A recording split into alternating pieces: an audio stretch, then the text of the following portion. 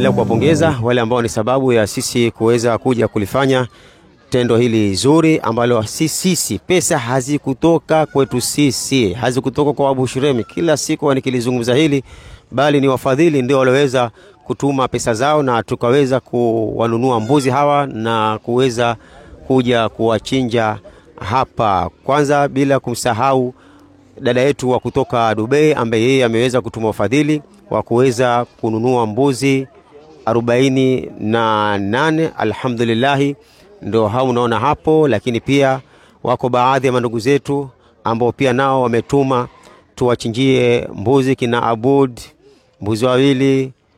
Kuna na wengine ambao nimesahau majina, na pia kuna mama yetu Mama Karama ambaye ametumia ufadhili wa ng'ombe wawili.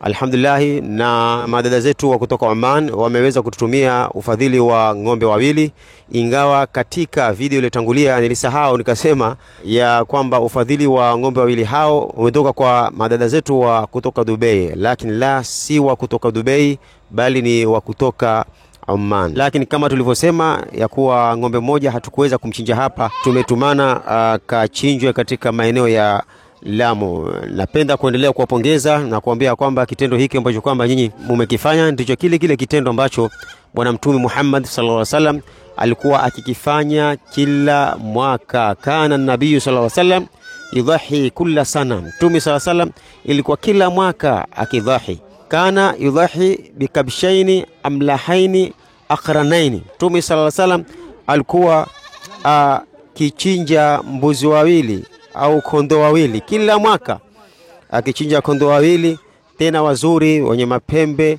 wenye kupendeza. Na akasema katika hadithi yake ambapo kwamba wengine wasema ni dhaifu, lakini wengine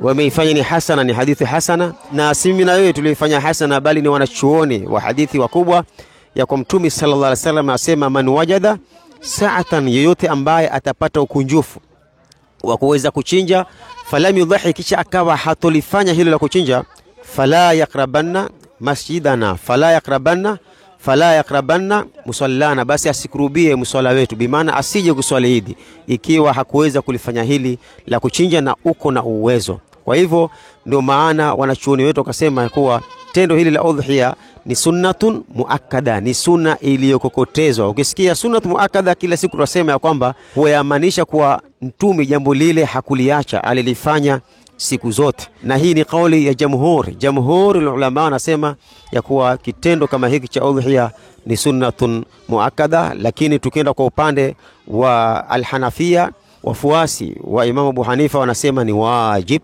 ingawa kauli rajih ni kauli ya jamhuri kusema kuwa ni sunnatun muakkada. Kwa hivyo tumefurahi sana kuweza kulifanya jambo zuri kama hili katika maeneo kama haya.